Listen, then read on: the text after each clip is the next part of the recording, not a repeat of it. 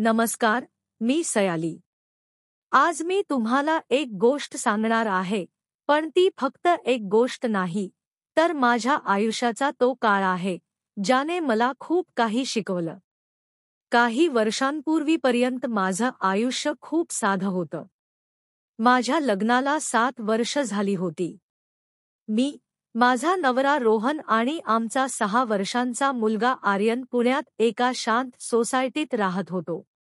रोहन एका मोठ्या कंपनीत सिनियर इंजिनियर होता. त्याचं काम खूप महत्त्वाचं आणि वेळखाऊ होतं. तो सकाळी लवकर ऑफिसला निघायचा आणि रात्री खूप उशिरा घरी यायचा. कधी कधी तर जेवणही लॅपटॉपवर डोळे लावून व्हायचं. सुरुवातीला आम्हाला हे नवीन वाटलं नाही, पण हळूहळू कामामुळे आमच्या नात्यात एक प्रकारचा दुरावा येत होता. संवाद कमी झाला होता आणि मला घरात एकटेपणा जाणवू लागला होता. मी आर्यनसोबत वेळ घालवत असे, पण रोहनची जागा कोणीच भरू शकत नव्हतं. अशातच आमच्या सोसायटीत एक नवीन कुटुंब राहायला आलं. त्यांचा मुलगा माझ्या आर्यनसोबत खेळायला येऊ लागला. त्यामुळे त्यांची आई आणि मी बोलायला लागलो. त्याचवेळी माझी ओळख त्यांच्या मुलाच्या वडिलांसोबत झाली. त्यांचं नाव होतं आदित्य. आदित्य खूप देखणा होता. उंच, नेहमी नीटनेटके कपडे आणि बोलण्यात एक प्रकारची सहजता होती. तो माझ्याशी खूप मनमोकळेपणाने बोलायचा. रोहनकडून मिळणारा वेळ आणि लक्ष मला आदित्यकडून मिळू लागलं. एक दिवस सहज बोलता बोलता त्याने माझ्या मनगटाला हळूच स्पर्श केला आणि विचारलं, "तू इथे खुश आहेस का? की अजून काहीतरी होन्य?" त्याच्या त्या स्पर्शात आणि शब्दांत काहीतरी होतं, जे माझ्या मनात धडधड निर्माण करत होतं. पावसाळ्याची एक दुपार होती. बाहेर पाऊस पडत होता. आदित्यने मला एका कामासाठी त्याच्या घरी बोलावलं. घरात मंद प्रकाश होता. खिडकीतून पावसाच्या धारा दिसत होत्या. मी आत गेले आणि तो माझ्या जवळ आला.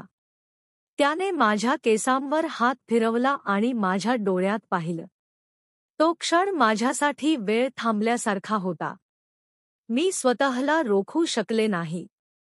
त्याने जेव्हा माझ्या ओठांवर आपले ओठ ठेवले, तेव्हा माझ्या मनातले सगळे अडथळे तुटले. त्या दिवशी आम्ही एकमेकांमध्ये पूर्णपणे हरवून गेलो. पण मला हे माहीत नव्हतं की हा एक रोमँटिक क्षण नसून माझ्या आयुष्यात येणारं वादळ होतं.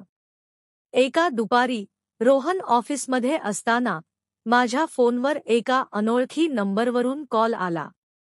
पलीकडचा आवाज ऐकून माझ्या काळजाचा ठोका चुकला. "तुझा मुलगा माझ्याकडे आहे." तो आवाज आदित्यचा होता.